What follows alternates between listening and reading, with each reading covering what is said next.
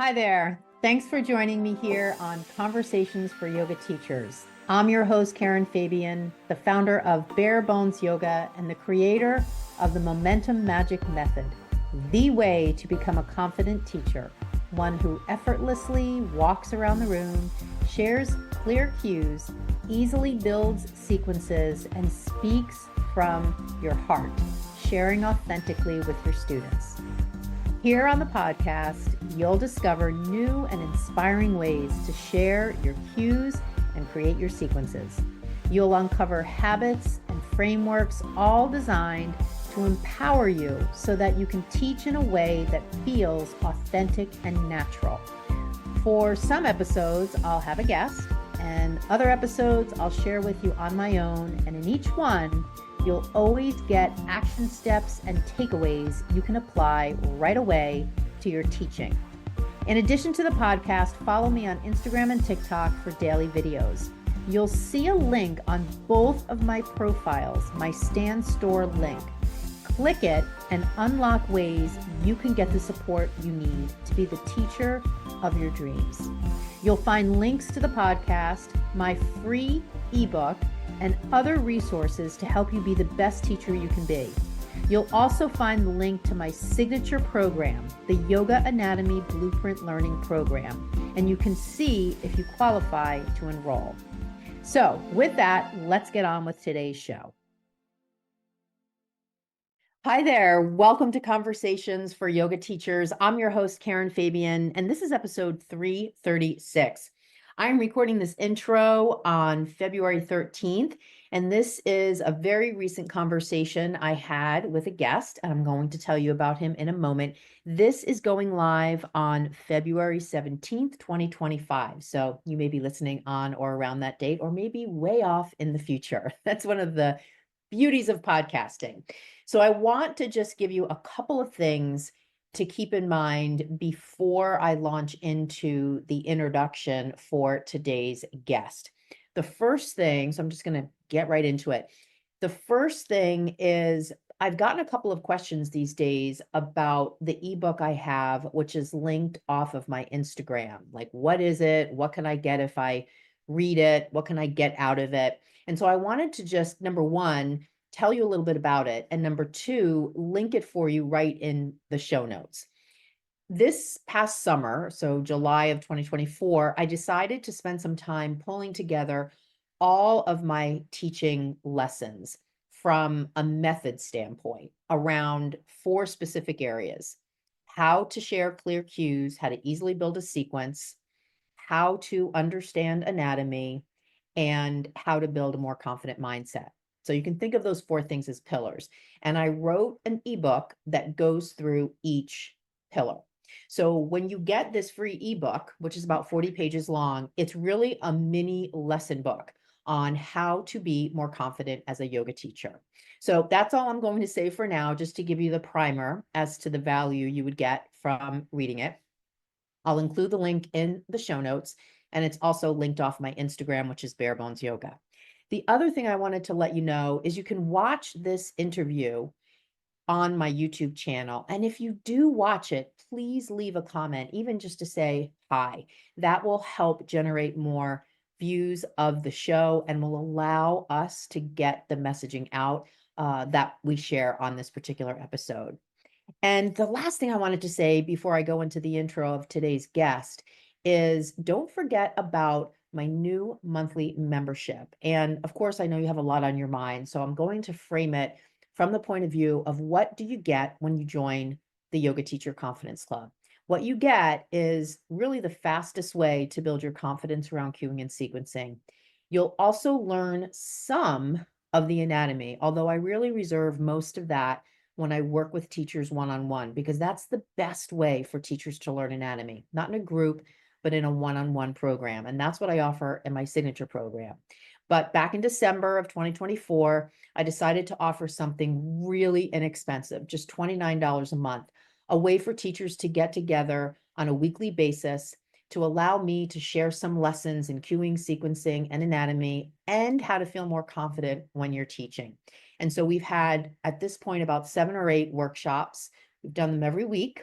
We have teachers from all over the world, and I'd love for you to be a part of it. So I will include a link to the Yoga Teacher Confidence Club. You can even just try it for a month, and it's just $29. If it doesn't work for you, you can leave, but I will bet you're going to stay. In fact, when you go to the link that will be in the show notes, as well as it's off my Instagram, you'll see testimonials from teachers who are in the club, and they're just glowing reports of the value that they find being part of it. So with that, let's get into who you're going to meet on today's show. Today, you're going to meet Andrew Singer, and Andrew and I are talking about a topic that I've never covered before that's so interesting, and it has to do with teaching out of your country, wherever you live, and moving to a completely different place and teaching yoga. Andrew Singer is the owner of Flying Tree. This is a studio in Medellin, Colombia. He is not only the owner of Flying Tree, he is a teacher trainer specializing in alignment-based yoga flow. After working for 10 years teaching different languages across the world, he decided in 2014 to dedicate himself to spreading the teachings of yoga in Latin America and beyond. He believes in empowering individuals to find their own path and unique approach to yoga. He is involved in not only just teaching, but hands-on adjusting and assisting, Thai bodywork, mindfulness meditation, classical yoga, Tantra and Buddhist philosophy, and the Spanish language. On today's show, Andrew and I talk about what is it like to teach in a different place than you were born, you were raised, what's involved in teaching in a different language that maybe you speak, but as a second language, what's involved in starting a studio. He tells us about his story, what inspired him to move from the UK to Medellin, and everything that happened in between. I think you'll find this a fascinating conversation, especially when we get to the piece about translation. Imagine, let's say, for instance, like me, you speak English, but you happen to know Spanish. What would it be like for you to teach in Spanish? What would happen in your brain when you think about reworking your yoga cues and in a different language? So it's really a fascinating conversation, and I think you're really going to enjoy it. Of course, all the links to Andrew, how to get in touch with him, because part of what he does in terms of training is available online, so you could join. All of that will be in the show notes. So with that, let's hop over to my conversation with Andrew Singer.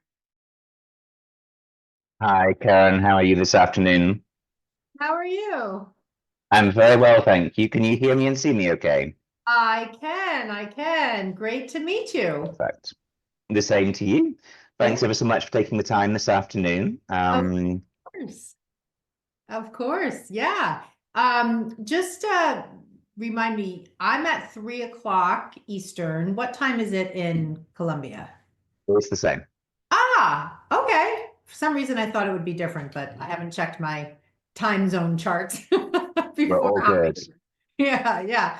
Awesome. Well, I'm so glad that we have this opportunity to meet, and thanks to Sam for connecting us. I think this is such an interesting topic and one that I've never actually explored on the podcast. So I'm really interested for myself as well as for the listeners to hear more about Super. what you're doing.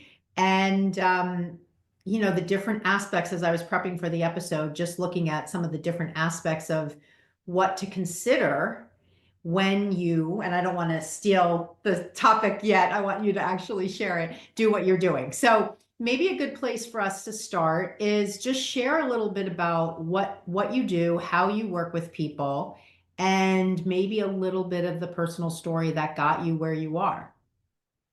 Wow, yeah, that's a lot of I know. information. I know. So I usually just start really broad, and then I'm sure we'll hmm cover most of that throughout the hour.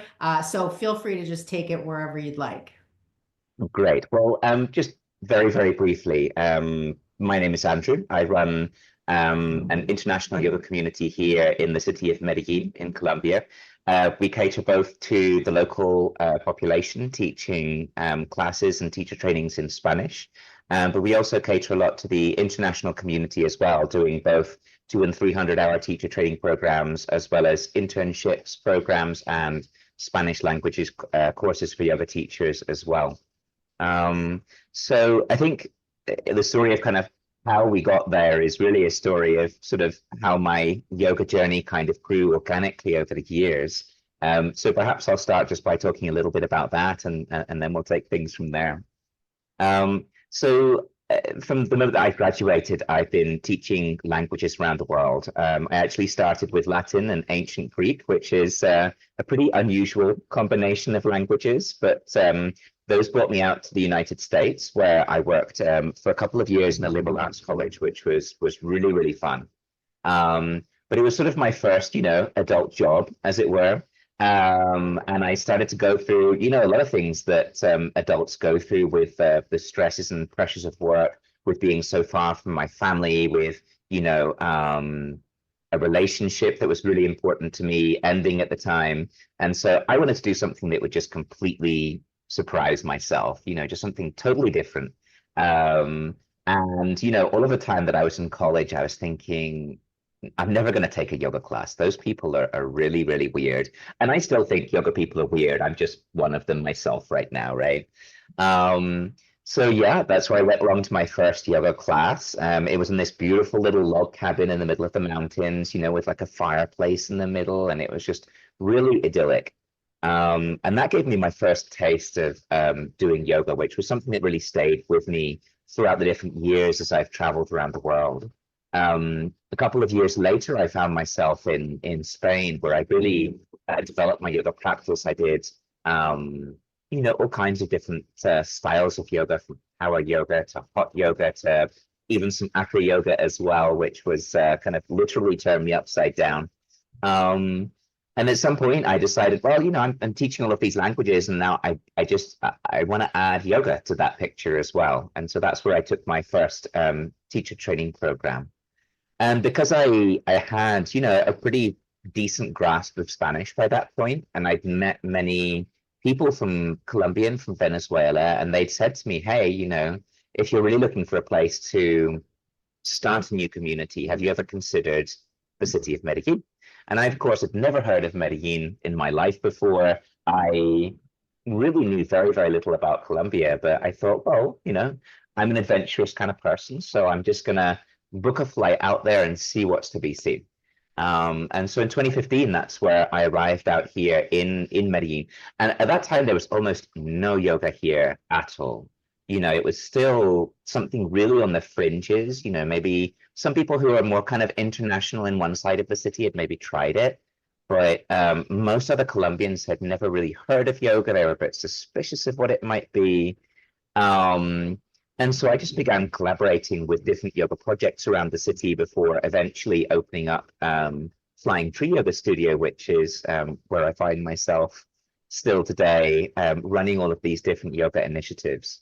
And I think it was, since the beginning, it's always been this really beautiful opportunity to bring both local people and people from all around the world together to provide this space where people can really celebrate life through their practice, which I think is such a gorgeous opportunity. And many people, when they come here from abroad, they're looking for a community. They don't want just to be another tourist. They don't want to just to be another traveler. They want to really get stuck in and meet local people and make friends.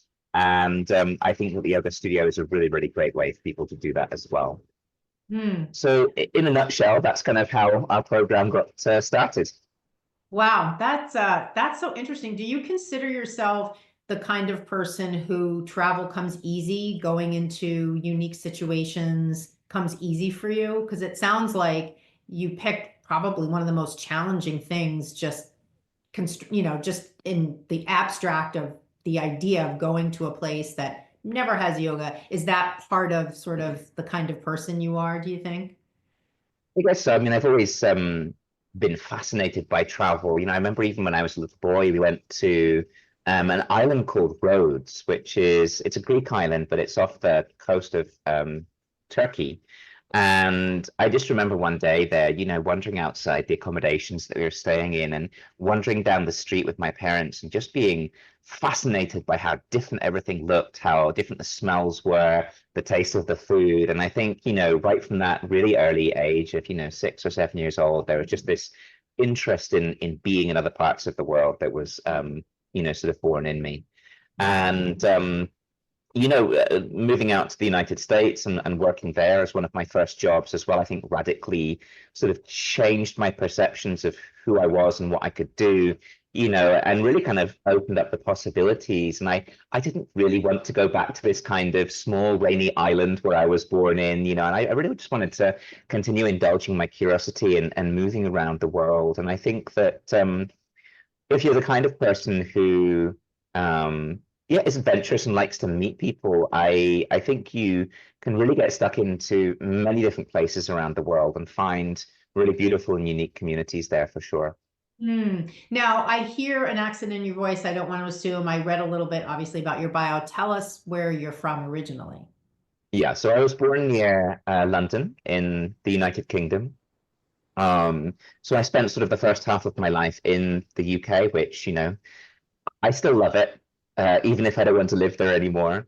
But ever since I graduated, I've really just been moving around the world and sort of being in these different places in the United States, in Spain, in parts of Asia, and now for over 10 years out here in Colombia. Now I've got a family here. I've got a baby boy, and so I'm kind of here to stay, or so I hope anyway. Yeah. And I mean, London certainly is an area that has lots of yoga studios and it's a very active. Have you ever taught in London at all, or at that point were you gone? That's the funny thing. I have never taught yoga in my own country, if you can believe that. Most of my teaching journey has been in Southeast Asia, where I was able to do my teacher training and was actually able to take an internships program myself before I moved out to Colombia. And then it's mostly been in Latin America, principally Colombia, since that point. Mm-hmm. So one of the things that I think about is when you touched on before the lack of exposure and maybe even a little bit of a suspicion that people in the area that you're in had towards yoga, which I live in Boston. I mean, I've been teaching for 22 years. I remember when I first started taking yoga classes in 1999, there weren't that many studios, but once there were some studios, they were very popular. There was very little barrier to interest from Americans. I'm curious, when you went into Medellin and you were thinking, this is something I want to do, how did you break through some of the maybe resistance or lack of exposure and some of the beliefs that maybe people had in their mind about yoga? Well, I think that cultural shift has happened naturally, honestly. I suppose a lot of it I've seen sort of happening during and post pandemic. I think during the pandemic, people found themselves with a lot of time on their hands, and they were able to maybe turn to these other sort of cultural practices that could help them to be with themselves, to be more comfortable in their bodies, be more comfortable in their minds.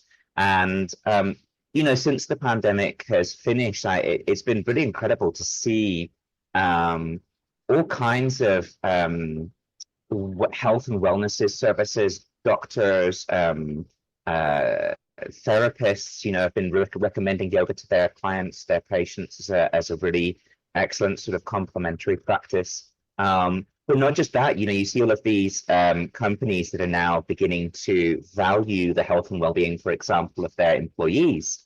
And they want to organize, yoga activities in companies. And there's just as well, I see this really enormous impetus in the younger generation, people who are sort of now in their early 20s and their mid 20s, who are just so much more concerned with spirituality in a non-religious way, and who really want to embrace these practices that have been offered from other parts of the world as a way to connect with themselves. And so I'm really beginning to see a whole generation of influencers and people who others look up to and admire, and follow online, who are also just really getting into these yoga practices, which I think it's just an incredible cultural shift that's kind of happening by itself, as it were. So that sounds like maybe the timing of things and your obvious enthusiasm for the practice just sort of merged together and things just started to pick up once you opened your studio. Is that how it sort of I went? think that's a fair assessment, and I think that it also very much depends on where you are, right? I think that urban centers, places where people are exposed to lots of new ideas, lots of new, I mean, everything from new foods to new styles of exercise and whatnot. Those kinds of people are always going to be much more open to trying new things such as yoga. So, I don't suppose if you go out to some of these small mountain villages around Colombia that you're going to find the same sort of attitude. But here, I mean, Medellin is a very international city. There's a lot of, influence, especially from the United States here in this city. Not just people from the US living here, but also Colombians who now live in places like Miami, for example. So a lot of sort of cross-cultural pollination that happens here as well. And I think that all kind of forms part of this complex picture as to why it is that yoga has sort of grown. But it's certainly been a very beautiful thing to, have lived that myself, to have been at the center of all of that happening, because I do remember, the first sort of Spanish classes that we ran, it was just a couple of old ladies for about 2 years. They'd be our only practitioners, and just, yeah, little by little, we've really managed to connect on so many more levels with the local population, which has just been such a gift. Yeah, it's funny when you said something about the mountainous areas of Colombia. I'm actually talking back and forth with a yoga teacher. We've been corresponding in Instagram. She actually just joined my monthly membership. Shout out to Jessie if she's listening. And she lives in Australia, and she is sort of, as she defines it, a rural community. And so she and I were chatting about sort of the type of student she's seeing because of where she is, and there really isn't a lot of familiarity with yoga. And she and I were just chatting about how that would inform the way she teaches. So I would imagine, on some level, that even though you're in an urban area, there was an educational process that was happening for you. So what were you doing to sort of bring the practice to your community? What did that look like? Yeah. So again, being an organization with such a focus on community here, we've always tried to do a huge number of different free events. Everything from free. We run free yoga classes, 5, 6, 7 times a year. We're going to be having a weekly karma yoga class for free with sound healing on a Fridays. We have been supporting some local initiatives as well. There's been bringing yoga out to some of the disadvantaged neighborhoods around the city and offering it to children in sort of recreational centers out in these places as well. So there's a lot of different ways, to be able to connect with the local community. And then, surprisingly, a lot of those people who met us maybe 3 or 4 years ago in one of these open day events or sound healings are now in our teacher training program. So again, it's just this very organic process, but really having that value of community, and not just saying that we have a value of community, because I think a lot of places like to say that they have, community kind of at the center of what they do, but really working hard to promote that, doing everything from yoga brunches to dances and whatever, just to get people in and get people interested has been part of the process. Yeah, I would imagine even if they come not for yoga and an event, for some people it's just being in the physical space and breaking through any resistance they might have to being in a yoga studio, and then maybe they'll come back the next week for the class since they were there for something social. Absolutely. And, we have some really gorgeous and very eye-opening artwork here in the studio, which I think helps bring people back. You can check our website out if you want to see that. But we found a Venezuelan artist actually who just did this enormous mural across one of the walls, which has got all kinds of different nature and this beautiful place that sort of represents the spirit of Medellin in it as well. And I think once people come in and they feel it's this very sort of striking and beautiful, but also warm and welcoming space, they want to come back for sure. I also credit my teaching team. I mean, all of my teaching team here are locals, and they're very genuine people, as well as being extremely skilled teachers and very warm people as well. And I think that obviously helps. So, a lot of our students feel looked after, they feel cared for. Everybody knows each other by name, which helps as well. Not easy when you've got, over 1,000 different names in your sort of concurrent student directory, but yeah, I think all of these things help for sure. Yeah. And it reminds me, when you were just talking about the artwork, it made me think about sort of the cultural influences of, let's say, just where you are, and you're not Colombian. I'm not. Right. And so I'm wondering, how do you navigate that, right? Especially when you just said there are people on your team who are from the area. You're the owner of the studio, you're not, kind of does that come up at all? I don't know in the area if there are other businesses run by people who aren't from Colombia. So talk about anything that comes up for you on that. Yeah, I think that's a great question, because it's something that I have to navigate every day, which is how do I allow my team to exercise their own creativity and bring their own identity to their practice? And so it is something that we see a lot here, people doing cacao ceremonies. They grow cacao just down the road, as it were, from here.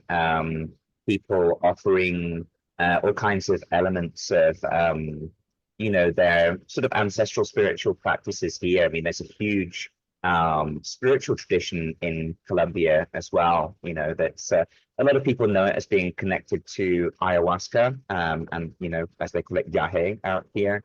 Although that's only a sort of a small part of it, but you do definitely see people wanting to bring in all of these elements of traditional Colombian spirituality into the space. And I think for me, as an owner, somebody who has come from something very, very different, it's really important for me to be able to provide the space and kind of freedom to each of my teachers and kind of trust them, as it were, to do what they're best at. And I think that when you have a team that you trust and people that you trust, you're able to give people a certain amount of free rein to really do things the way that they see best. And that really kind of brings out their own talents and their own abilities as well. Yeah, it's interesting when you mentioned the ayahuasca. I just watched 60 Minutes, I think it was last weekend, and I don't remember where they went. I want to say Hawaii, but I don't think it was Hawaii. It wasn't Colombia, but it was all about for US veterans that have PTSD and doing ayahuasca as a part of their treatment plan.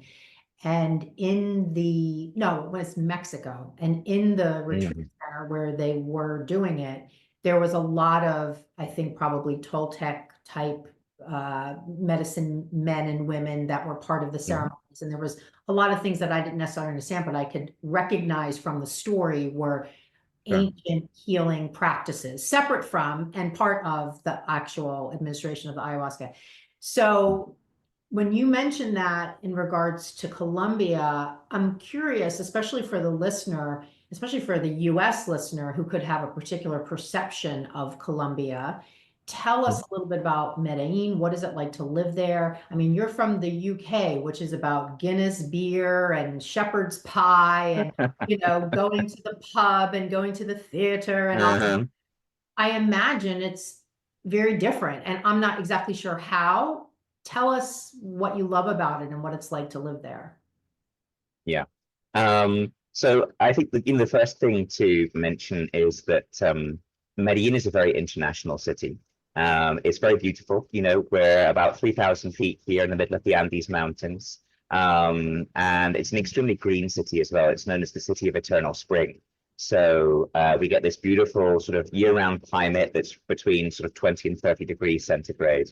and plenty of rains to freshen up the city as well. So it's really a gorgeous place to live. It's very visually striking. You can take these cable cars that kind of go up the hillsides and out into the national parks that are sort of around the city as well. So I think a lot of people are really struck by the natural beauty that Medellin has as well. So it's a mountain culture. People have lived in this area for a few hundred years. Obviously, there's a very complex history of colonization, and how indigenous groups have also survived that to retain their sort of cultural practices and cultural identity. And so around Colombia, you get a lot of different indigenous groups living in protected territories now as well. And so that's where, still a lot of the ancestral medicine is practiced today. And it's a very diverse country, I mean, you've got everything from the Amazon jungle to these enormous grasslands out towards Venezuela, to coastal desert, to extremely high snow-capped mountains, to very dense sort of Pacific jungle forests, and everything in between. So it's extremely varied. And I think along with that geographical variety, you get an enormous amount of cultural variety, enormous number of foods that you go to every part of Colombia, eat something different, and that's what makes travel and tourism very exciting around here as well, I think. So it's a country that you could really explore for many, many years and, never kind of finish it all. And so here in Medellin, I think it's perhaps one of the most modern cities in Colombia, along with Bogota, which is the capital. People think that, when you go to Colombia, you're sort of going to find lots of shacks and mud huts. But I mean, here we've got, a lot of beautiful architecture as well. A lot of very modern facilities. There's, a really great metro system here. There's a tram system. There's a great bus system. And so, yeah, I think many people are often surprised by just kind of how modern sort of what they find when they come to Medellin is as well, which is what makes it so attractive for tourists and, sort of digital nomads and people who want to stay here for a little bit longer and just, live for a little while. So, yeah, a lot going on in Medellin. Highly, highly recommend it as a great place to visit. Yeah, sounds lovely. I've never been to Costa Rica, but I've also heard of Costa Rica described similarly, very lush, very healthy foods, organic farming, and a lot of people who are from other countries going to stay there. So one of the things that struck me, and you sort of mentioned this casually because it's obviously second nature to you, is that you actually started a business. I mean, this is no small feat. I've been an entrepreneur for many years. I've never owned a yoga studio by choice. That was not really the way that I wanted to go out into the world. Although I know that starting a yoga studio and maintaining it is a lot of work and takes a certain kind of person, and especially I think primarily in the United States, we've seen, I don't want to say less and less. I think though there's the emergence of sort of the corporate conglomerate of yoga studios. So you have like your Core Power, and different big like venture-backed companies that have a whole infrastructure. When you're going to open a studio, their implementation team comes in and sets up the studio for you and puts the signage out front, right? And there's very little autonomy there, for the studio owner. So you didn't do that. You are an independent studio owner. And so I'd love to hear a little bit about how did you do that? I mean, it wasn't like you were coming from a background where you had started a business or a yoga business, which is its own entity and has unique things to consider. So how did that happen? And it obviously is still running, so you're doing it right. Yeah, I think in the beginning it was definitely a sort of a sense of self-confidence because I'd never done something like this before. I thought, sure, I could do it. I'm sure that would be easy, right? And so, goodness, I remember all the way back to the beginning, I learned a lot on the way. For example, I tried to lay the floor to the yoga studio, the wooden floor myself the first time I did it. And that was just an absolute disaster. Oh my goodness. First of all, I cut it just right. but wooden floors expand, right? And so, a couple of weeks later, these like little waves and bumps started appearing with the, but oh my goodness. So I took the whole floor back up again and I recut it, but this time I cut it too small. And so the pieces began sliding against one another. So you'd have these little gaps between, oh my goodness. So I think one of the most important lessons that I learned at the beginning is hire a professional floor contractor to come and put in your floor for you. Um, but I think a lot of the challenge of setting up a business in a foreign country is knowing kind of what you're getting into and knowing local law and sort of all of the things that you need to do to be able to run a business legally, like all of the declarations that you've got to do, the registrations that you've got to have, and so on and so forth. So I spent a few years really just through trial and error working with people where it really didn't work out, some accountants who made just a terrible job of things. Before eventually I found, just people that I knew that I could trust, people that did a great job and who I've been working with ever since.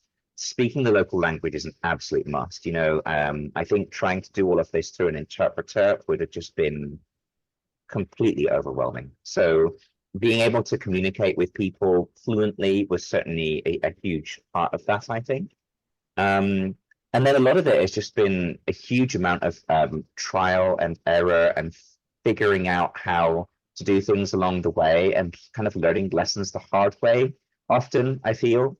But I think as long as, you've got, with yoga studio, I think you have to have a very varied offering to keep you going. And I think that just having the variety of different programs and courses, and we also used to offer things like massage and Thai massage and whatnot as well, really helped us get through sort of all of these moments when we were learning, kind of the difficult lessons, and helped us to kind of grow and expand to the point where we were able to find a bit more stability. COVID obviously was a very difficult time, I think, for all yoga studios around the world. So at that point, being a small business had, its advantages. We were able to pivot very quickly to operating online, to offering, sort of courses and training programs via Zoom. But yeah, I think we're kind of now at the point where things are, more firmly established and more rooted. Having these international programs such as the internships program and the Spanish language program as well have just been a huge support for us over the years. Let's talk a little bit about teaching in a different language. Sure. I'm not sure. I mean, I can't, I obviously, I speak a little French. I don't speak any Spanish. Even when I was in Paris recently, I didn't really see any yoga studios, but I was thinking like, God, not only is Paris wonderful, but if I lived here and I taught yoga, how would that even look? Especially as someone whose native language is not that language. I think it's different if I don't know, but I would imagine if your native language in your case is Spanish, your teachers, it comes natural to them. Sure. What goes on in your brain when you're, you obviously taught language prior to being a yoga teacher and you're multilingual. Just talk a little bit about that. What kind of permutations or calculations are you doing in your mind when you're teaching? Sure. So I think, when we're teaching other teachers in our Spanish language course, how to teach in Spanish, I think one of the most important things that I want people to take away from the course is to think with the language that they have, as opposed to trying to think in English or whatever, their native language is and try and translate across. Quite often I think we, as yoga teachers, we're so confident, right, when we're cueing. We've got all of these really long, kind of complicated strings of commands that just come so naturally to us. And, we've been teaching, maybe some of us for years, and we're so used to saying things X, Y, and Z. And we want to be able to communicate that way in a foreign language. But it's not realistic for us to do that unless we're a fluent speaker, which most people are not, right? So the best thing is, instead of trying to kind of force yourself to do what you would be used to doing in your own native language, is to get comfortable with working with the language that you have. right? So in the Spanish course, what we do is we introduce people to all of these key words for parts of the body, verbs of movement, how to sort of navigate space, sort of directions and prepositions. And then once they have that, to really strip their cueing down so that they really kind of get to the absolute heart of what it is that you're trying to get the person to do and make it simple, right? And people will pick a lot of the rest up from context. If you're using, if you're modeling the postures, people are able to look, they're able to watch. So I think that's got a huge part to do with it. And then I think the other part is be comfortable with not being perfect, right? So many of us, when we speak in a foreign language, we feel ashamed. We feel that what I'm saying is not, it doesn't sound perfect. There are grammatical mistakes. And so I better just keep my mouth shut, right? Because nobody wants to hear that. And that's a shame because, I've also met, I always have in my mind some couple of Italian guys, that I've met in my life. Not great English, but you know what? It didn't matter. I mean, they're just there, they're gesticulating, they're making, so many different mistakes, but it doesn't matter because their personality really comes through. And as a native, you don't really care that, they're not speaking with perfect English because, you can see this kind of desire to communicate, this big smile on their face. And I think that if we can kind of take that same attitude to being comfortable with not being perfect, of really just trying to connect with other human beings in a human way. I think that a lot of the rest, perfection will come with time, right? And in the meantime, just enjoy it, enjoy and be proud of what you can do as opposed to kind of punishing yourself for what you can't do. Because again, if you're this kind of very uptight person and, the second that you make a mistake, you freeze and you clam up and you're like, oh my God, people are going to feel that as well. They're going to respond to that kind of energy. So I think that, if you just learn to relax and have fun and use the language that you do have and just leave the rest to one side, you're going to have a much, much better time and you'll enjoy it.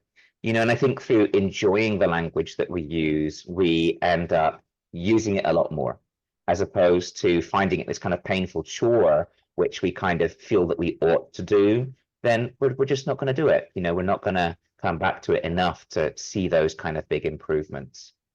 But obviously, doing something like taking a language course is a great option, and it's really going to help you take a step forward. Yeah, this is a fascinating topic in and of itself when you think about the two tools that we really have are the voice, the cues that we're sharing and the sequence within which the sequence we're offering them. And now that we're talking about this topic, it has me thinking about this whole component of the voice and the word, specifically in the cues, becomes a whole topic in and of itself. And if you even think about it from a cognitive learning standpoint, especially when the primary language might be English and you're teaching in Spanish, it sounds like what you're saying is rather than trying, like if I want to say to somebody in downward facing dog, step your right foot forward, drop your back heel, reach your arms up, take 3 breaths. Like that's in my head what I would say to get somebody from down dog to warrior 1.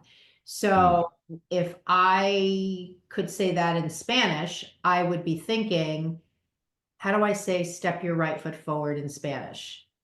And you're saying instead of that mental task, you're teaching people certain phrases that are more indigenous to Spanish that communicate the same thing.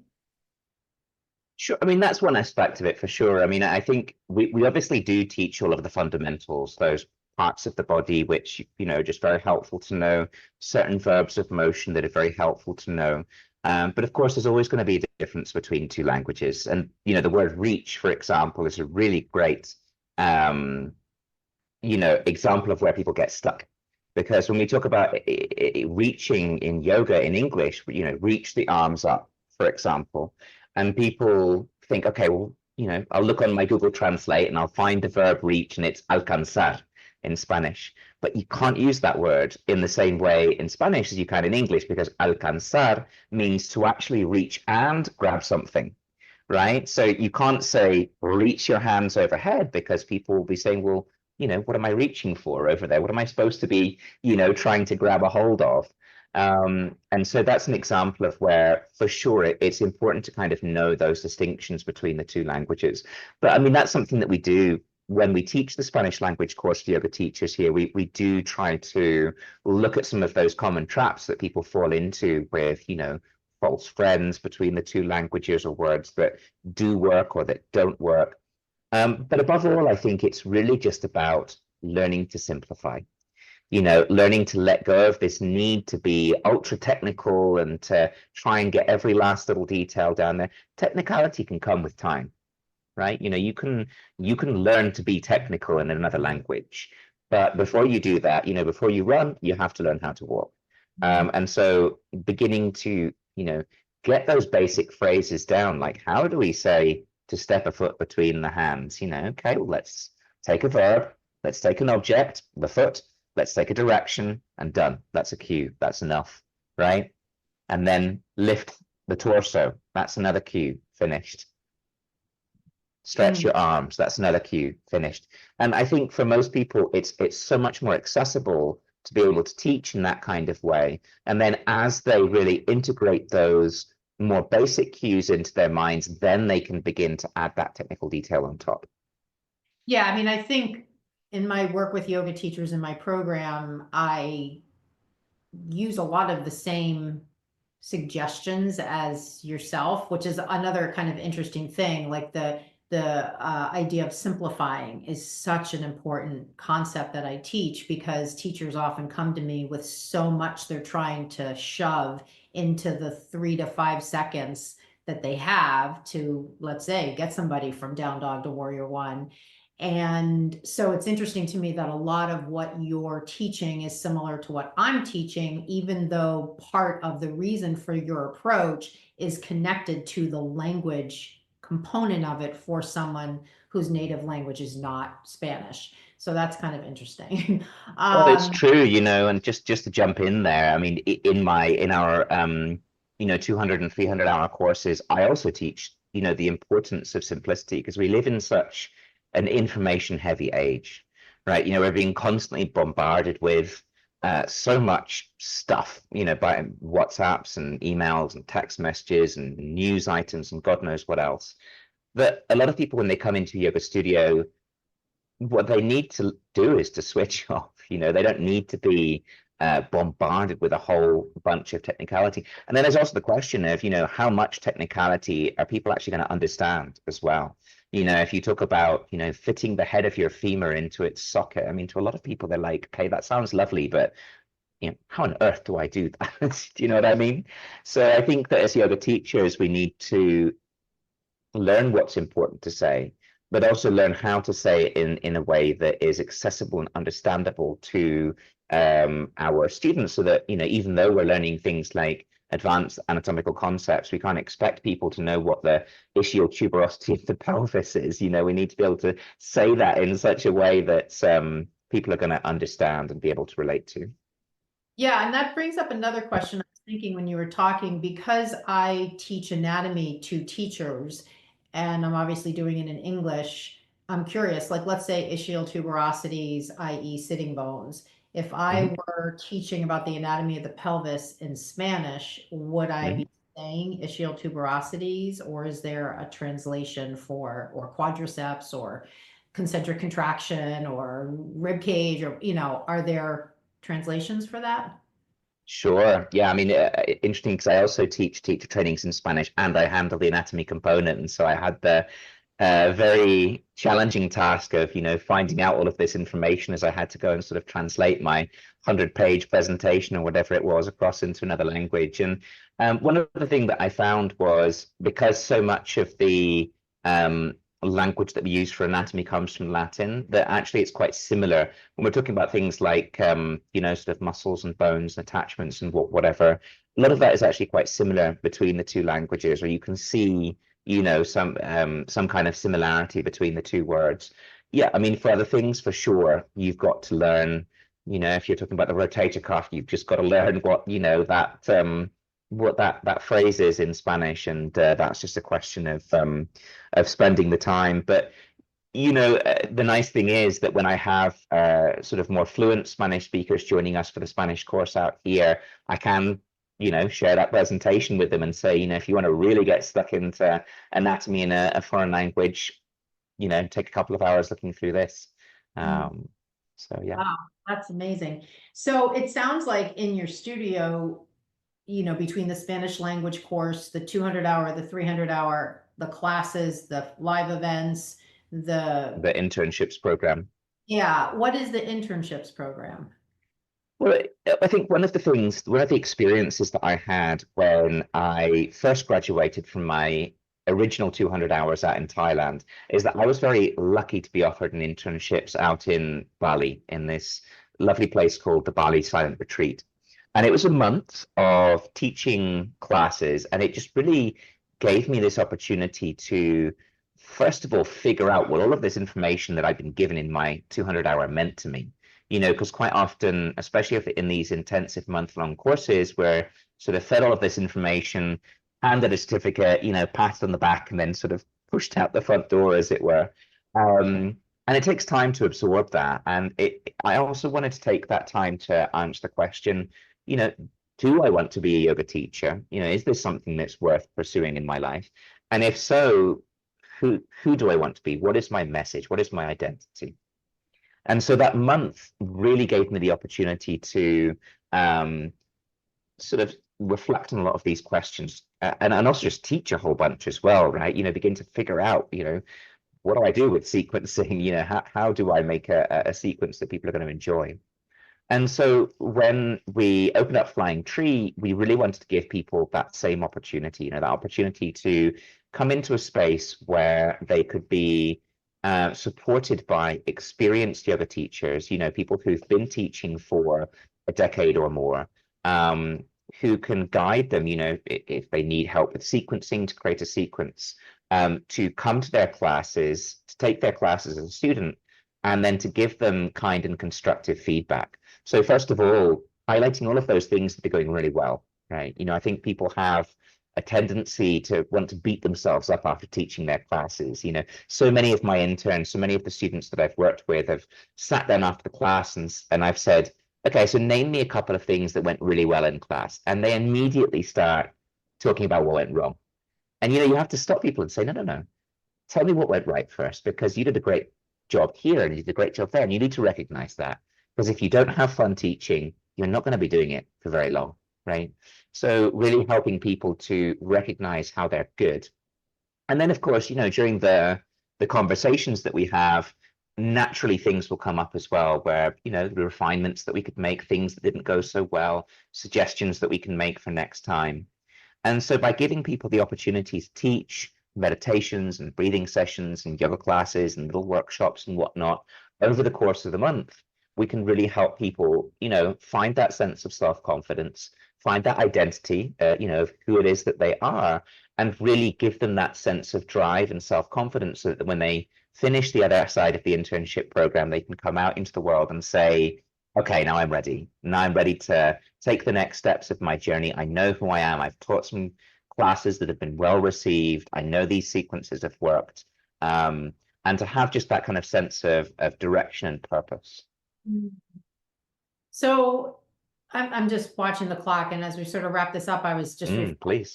when we first started our conversation, and you were describing your kind of inquisitiveness towards yoga as a practice, just that wondering, is this something for me? And so now, we kind of go through, and I've learned so much about your amazing journey over the past many years.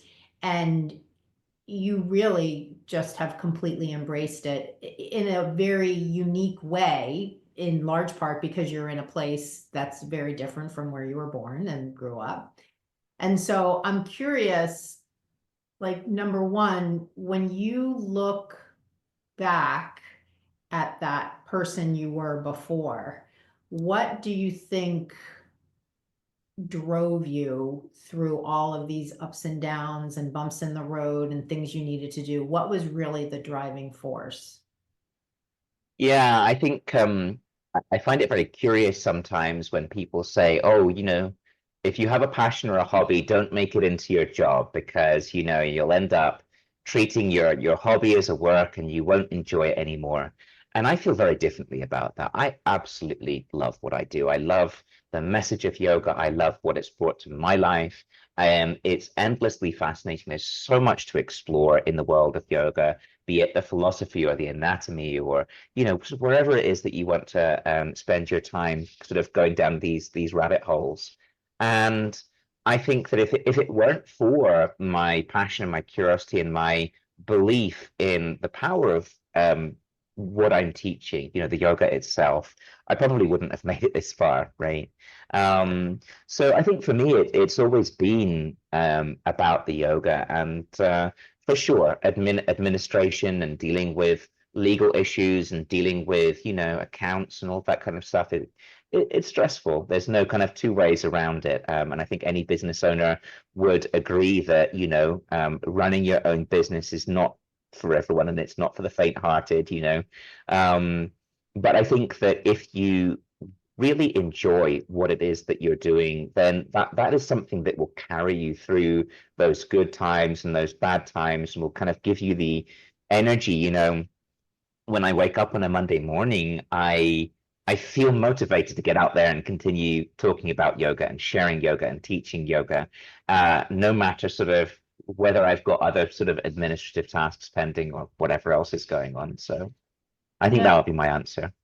Yeah, it's yeah, lovely. And the other aspect of that that I think about, and you've mentioned this a couple of times in our conversation, is this idea of sort of finding your own way, finding your authentic voice.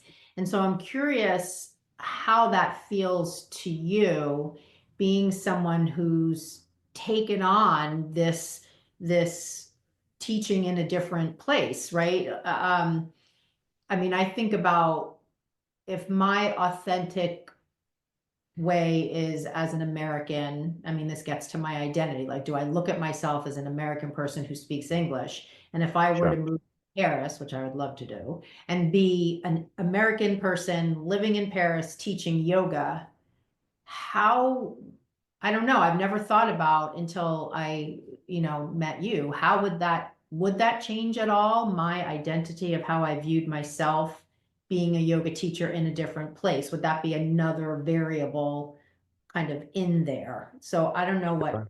comes up for you about that. I mean, our identities are always shifting, right? I mean, that is one of the key teachings of yoga is that identity is an impermanent thing, and that we often get very attached to what our identity looks like, whereas there's nothing kind of really there if you kind of probe down through all of the layers. It's something that is constantly shifting.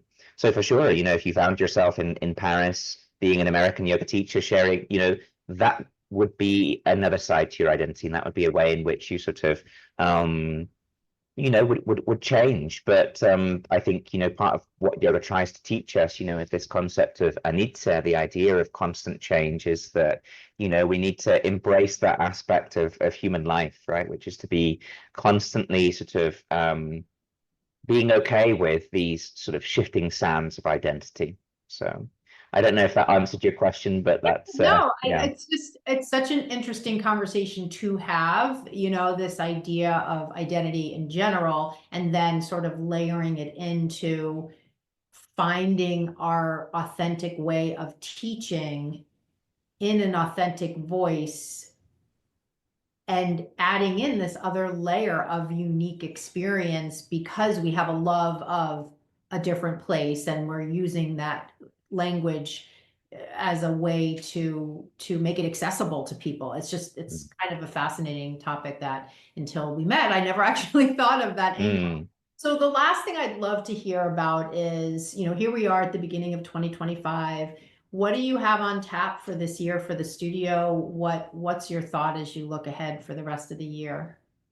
Yeah, well, we've been very busy here creating a 300-hour teacher training program, which has just been such a fascinating process. They say if you really want to learn something, teach it, right? So it's kind of really forced us to go deep into all of these different areas that we teach, and do a lot of research, do a lot of reading, a lot of investigation, and prepare these new experiences and explorations for our students. So we're going to be launching a 300-hour teacher training and advanced course in June in English, and then we'll have the Spanish version. So we'll translate all of that material across into Spanish and be offering a Spanish version, I imagine, early next year. So that's my that's my year's work kind of cut out for me there. But it's really been such a fascinating and fun process to craft, such a big and complex course from scratch. So yeah, we're almost there now, though. Yeah. Now, when you're crafting it, are you sort of using the Yoga Alliance? Like, are you using their outline? Are you kind of going into that and what you want to focus on? Like, what's the part of what you want to convey in this training? Well, the Yoga Alliance sort of rubric is, I think, very intentionally open. I mean, they really don't make a lot of demands of a 300-hour course in terms of what it must contain. It's not micromanaged in any way. And so that means that you really, when you're crafting a course like that, you need to give it an intention, a philosophy, an identity, and a direction, right? It needs to be going somewhere. So for us, I think it was all about finding, how do we want to frame this exploration? How do we want to bring a sense of structure to all of these very diverse kind of elements? And for us, we named our course A Journey to the Heart, because it's all about inquiring who we are, getting to know our own nature as Satchitananda, so a being, consciousness, and bliss. And to do that through the layers of the koshas, so the physical body, the energy body, the mental body, the wisdom body, the joy body. And I think once we had that vision, it then became a question of then sort of fitting all of these very diverse components into that picture. So how can we help people explore all of these different elements of their human nature and what lies beyond that? So yeah, that's how we went about it. Yeah, that sounds amazing. And certainly I can tell you're very passionate about the topic. So I'm sure it's going to be fantastic. Do you anticipate people that took a different kind of 200-hour might come, plus maybe some of your 200-hour graduates might attend? Is that sort of That's the idea. So, although we do have our own distinct methodology here in Flying Tree, you don't need to have done a 200-hour to be able to participate in a 300-hour. We basically just make sure that we get you up to speed with, sort of our approach and our philosophy and whatnot. And then it's just really a case of taking the time to, as I say, kind of really delve in a lot deeper. 200-hour course is so brief. It's over in a flash. And I think that the beauty of a 300-hour course is it just gives you that time and that space to go so much deeper into a lot of these areas. So I'm really excited to get going, and everyone is welcome. Yeah, that's amazing. So as we wrap up here, share with us how to find you on social media. I'm going to include the link obviously in the show notes, and anything else you might want to share about this training or any other way that people can take your trainings. Yeah, I mean, what I would say is let's start chatting. I always super happy to take half an hour to have a Zoom call to answer questions on WhatsApp. Have a little delve around our websites as well if you're interested in taking internships, if you'd like to take a language course, or if you want to train with us in some kind of way. We'd love to have people, continue to help our this beautiful little community that we've got out here in Latin America continue to flourish. So please, Yeah, that sounds come and great. join. I know a lot of my listeners definitely don't live in Medellin. So is there an online Sure. that they could participate in? Sure. So right now we're offering the Spanish language course online. So we've had people from all over the US and indeed all over the world join that through Zoom as well. And that's a course that just works really, really well online as well. It can be difficult sometimes with asana and whatnot to really communicate that effectively across the camera. But I think with when we're doing sort of like work on language, that's something that really does go over the camera very well.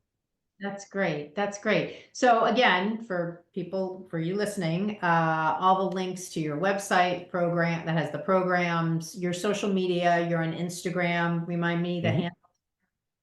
Yeah, so we have two profiles. We have a Spanish profile for at Flying Tree Yoga, and then we have an English profile, which is at Yoga Internships. So yeah, please have a good look through both of them because there's some great content there as well. Awesome. Awesome. Well, it was wonderful to meet you. I really appreciate the time. This was such a fascinating story and definitely a unique and inspiring one. And I'm sure there are going to be people listening that are thinking now, wow, that could be me. I could do that. So thank you so much for sharing your enthusiasm. My pleasure. All And right. thank you for, yeah, such a great and free-flowing conversation. It's been just lovely to hear such interesting questions. So my Yeah. pleasure, and thank you ever so much. I'm glad you liked it. This will go live on Monday, so I'll send you the link then. And yeah, Sounds lovely. we'll get it out there right quick. Thank you ever so much, Karen. It's been a pleasure. Okay, bye-bye. Goodbye now. Thanks for being here with me today. I hope you enjoyed the episode. And hey, one more thing. While I don't know you personally, I know what a yoga teacher looks like who's ready to have a breakthrough to being the kind of yoga teacher who walks around the room, sharing cues you know the reason for, understands anatomy, teaching signature sequences without notes or any need to practice with class, and loves teaching yoga without stress, anxiety, or nervousness. If you are ready to be that yoga teacher, here is your next step. DM me the words podcast offer, and I will give you a special incentive to work with me inside of my signature program just because you are listening to the podcast. DM me on Instagram at Bare Bones Yoga. I can't wait to hear from you.